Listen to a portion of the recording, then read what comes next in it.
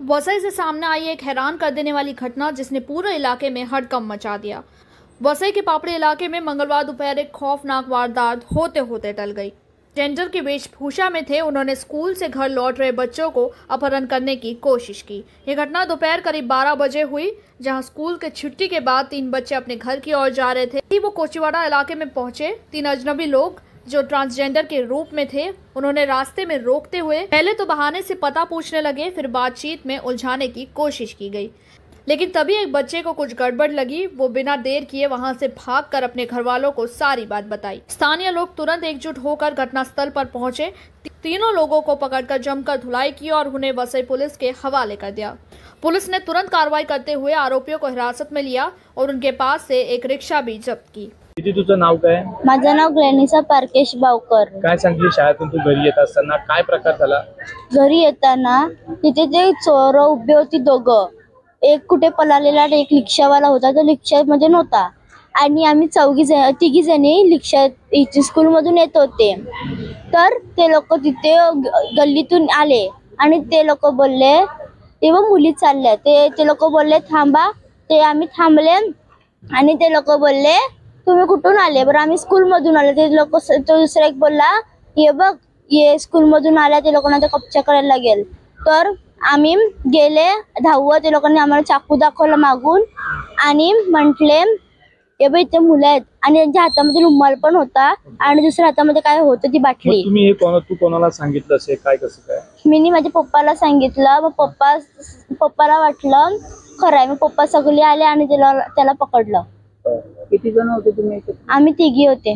ते लोक किती एकत्र होते? ते लोक दोघं होते। आता तुमचं नाव काय? माझं नाव संदीप मनाचे। काय सांगा शाळेतील मुलांना त्यांच्याकडून चोरण्याचा प्रयत्न होत होता, कशा पद्धतीने तुम्ही हे प्रकार उघड केला आहे? हो, आज दुपारच्या सुमारात पूर्ण म्हणजे धोकेदायक घटना घडली माझ्या मुलींबरोबर। माझी मुलगी एंजल मनाचे आणि सियाना मनाचे सकाळी स्कूलमध्ये जातात, त्या 6:50ला त्या स्कूलमध्ये जातात आणि दुपारच्या सुमारात त्या 12:35ला त्यांची स्कूल सुटते आणि त्या स्कूलमधून घरी येत होत्या। घरी येत असताना कोचीवाडा गाव आहे ना आमचा, तिथे एक 5 मिनिटावर कोरणाली म्हणून एक दुसरा गाव आहे तिकडे। तर तिथून ते येत होत्या सायकलवरती, तर तिकडे ते 2 छक्के होते, ते त्यांच्या पाठी लागलेले। ते बोलले की त्यांना की आता तुम्हाला आम्ही घेऊन जाणार सांगते। त्याच्यानंतर त्या ओरडायला लागल्या, त्यांनी चाकू पण काढलेले दोघांनी, त्यांना घाबरवायला चाकू काढलेले दोघांनी। ते बोलले की आता मी तुम्हाला घेऊन जाणार।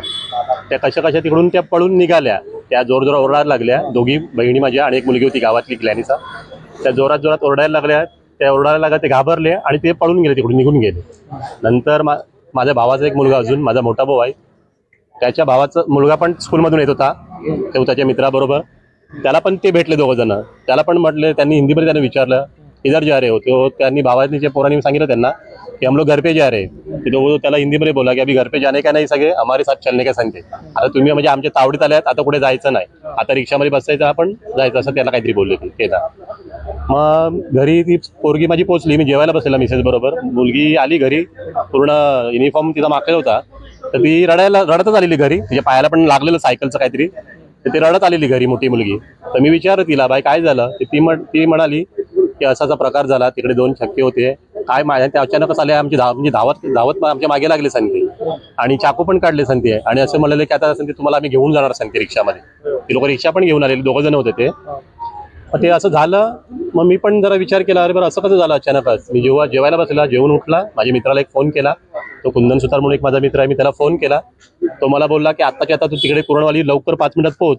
मग मी पण माझ्या बाजूचा एक माझा मित्र संदीप, मी त्याला फोन केला, बरं असं घडलंय मित्राला। मग तो पण बोला चला आपण गाडी घेऊन जाऊया। आम्ही तिकडे गेला, ज्यांनी ते 2 जण होते यांना घाबरवलं होतं, ते पळून गेलेले, पुढे गेलेले आणि त्यांचा अजून तिसरा पार्टनर होता, पण ह्यांना दिसला नव्हता तो तिसरा पार्टनर होता आणि एक रिक्षावाला होता ना। आम्ही गेलो होतो त्या कुरणवाडी रोडवरती, मेन रोडला, ते रिक्षामध्ये बसलेले होते, रिक्षावाला होता आणि एक तो बसलेलाच होता तिकडे। मग आम्ही माझे मित्र वगैरे पोहोचले आम्ही, मग त्यांना आम्ही विचारलं घेतलं, बाबा काय तुम्ही असं मुलींना काय चाकू वगैरे दाखवले, घाबरवलं? ते बोलते आम्ही दाखवलं, कारण आम्ही ते घाबरवलंच नाही असे म्हणत होते ते। मी पोरींना विचारलं परत, बाया मी घेऊन पण गेला, मुलीला पण घेऊन गेला तिकडे, बाबा हेच होते का? ती मुलगी बोलली की हेच होते म्हणून। मी त्यांना आम्ही सर्व गाव आला, हे ते मी पण त्याचे 1-2 कानफडात मारले। नंतर मग त्यांना विचारपूस केली, झालं त्याला सगळं. मग कुठे पोलिसांना ताब्यात दिलंय की काय? नाही, मग पूर्ण गाव जमा झाला, सर्व झालं. मग आम्ही पोलीस स्टेशनला आमची कंप्लेंट केली. मग पोलीस लोक आले गाडी घेऊन, मग त्यांना तिकडे आणले, त्यांच्यावर कारवाई चालली. आम्ही त्यांच्यावर पोलिसांकडून काय सांगितलं जाते तुम्हाला, काय कशी कारवाई सुरू आहे? पोलिसांनी सांगितलं का आता आपण त्यांचं सर्व सर्व विचारावं लागेल ना प्रश्न त्यांचे, ते नक्की चोर आहेत की नाही, म्हणजे असं त्याप्रमाणे ते तपास चालू आहे पोलिसांचा. त्यांच्यावर आता मी FIR नोंदलेली आहे. आता पुढे तपासणी चालू आहे. आता बघू पुढे काय पोलीस. तुम्हाला काय दाट संशय वाटते की चोरीची टीम असावी का, ही गँग असावी का? आता काय तेवढं माहिती नाही, कारण हिला जेव्हा बोलले तेव्हा दोघं होते ते, आणि नंतर तो तिसरा भेटला रिक्षामध्ये. आणि अजून एक तो त्यांचा मी फोन घेतला, एकाचा फोन घेऊन ठेवलेला एकाचा, त्याचा ते तिघांपैकी एका शक्याचा. तर त्याच्यानंतर त्याच्यावर एक कॉल पण आलेला दुसरा, पण ते आमच्या गावातल्या एक मुलांनी उचलला. त्यांनी मुलाचा आवाज, जेंट्सचा आवाज ऐकून त्यांनी रिसिव्ह, म्हणजे ते बोललाच नाही काय, म्हणजे कदाचित तो त्यांचाच मेंबर असेल, ते आले असतील इकडे तिकडे असेल त्यांची टोली बिली, पण त्याच्यावर कॉल आलेला, पण ते काय म्हणजे जेंट्सचा आवाज ऐकून त्यांनी पुढे काही बोललाच नाही. तो त्यांनी फोन कट केला. वगैरे दाखल झालाय का त्यांच्यावर? हो, आता आम्ही त्यांच्यावर FIR नोंदलेली इकडे. आता पोलीस पुढे तपासणी चालू आहे. आता पुढे पोलीस काही साहेब लोक काय बोलतील त्यांच्यावर ते सर्व. आपको बता दें कि पिछले कुछ समय से बच्चों के गायब होने की खबरें लगातार आ रही है। वसई पुलिस ने इस मामले को गंभीरता से लिया और FIR दर्ज करने की प्रक्रिया शुरू कर दी।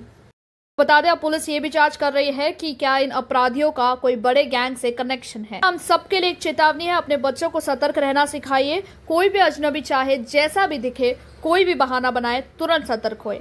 कमेंट करें अपनी राय और ये वीडियो ज़्यादा से ज़्यादा लोगों को पहुंचाइए ताकि हर कोई सतर्क हो पाए। Vision victory 24 news, Virar.